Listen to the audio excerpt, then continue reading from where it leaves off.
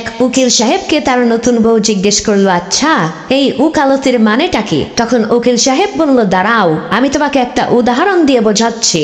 ধরো আমার কাছে দুইজন লোক আসলো, একজন খুবই পরিষ্কার পরিচ্ছন্ন আর একজন খুবই অপরিষ্কার নোংরা। এখন আমি এই দুইজন লোককেই বললাম গোসল করার জন্য। এখন তুমি বলো তো এই দুইজনের মধ্য থেকে কে গোসল করবে? তখন সেই উকিল সাহেবের বউ বলল, কেন ওই নোংরা লোকটি গোসল করবে? উকিল সাহেব বলল, না ওই পরিষ্কার লোকটি গোসল করবে, কারণ তার গোসল করার অভ্যাস আছে। আর ওই নোংরা অপরিষ্কার লোকটি তো গোসলের মর্মই বোঝে না, ও গোসল করবে কেন? উকিল সাহেব আবার তার স্ত্রীকে বলল, এখন বলো কে গোসল করবে? উকিল সাহেবের স্ত্রী বলল, ওই পরিষ্কার লোকটি গোসল করবে। উকিল সাহেব বলল, না বরং ওই নোংরা লোকটি গোসল করবে, কারণ তার গোসল করার প্রয়োজন, আর পরিষ্কার লোকটির তো গোসল করার প্রয়োজনই নেই।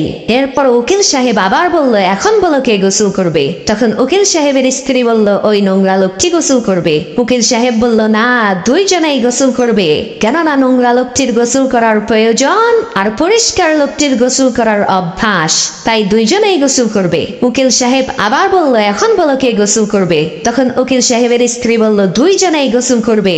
উকিল সাহেব বলল, না দুইজনের একজনেও গোসল করবে না, কারণ নোংরা লোকটির গোসল করার অভ্যাস নাই আর পরিষ্কার লোকটির গোসল করার প্রয়োজন নাই।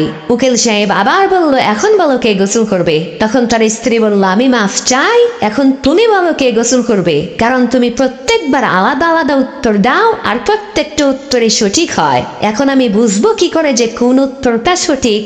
তখন উকিল সাহেব তার স্ত্রীকে বলল, এটাই ওকালতি, কোন উত্তরটা সঠিক সেটা কোনো বিষয় না, আসল বিষয় হলো আমি আমার কথাকে সঠিক প্রমাণ করার জন্য কতগুলো যুক্তি আর দলিল দিতে পারি। রাত বলে নূর ছিল রাসূলের দৃষ্টিতে, দিন বলে তুমি।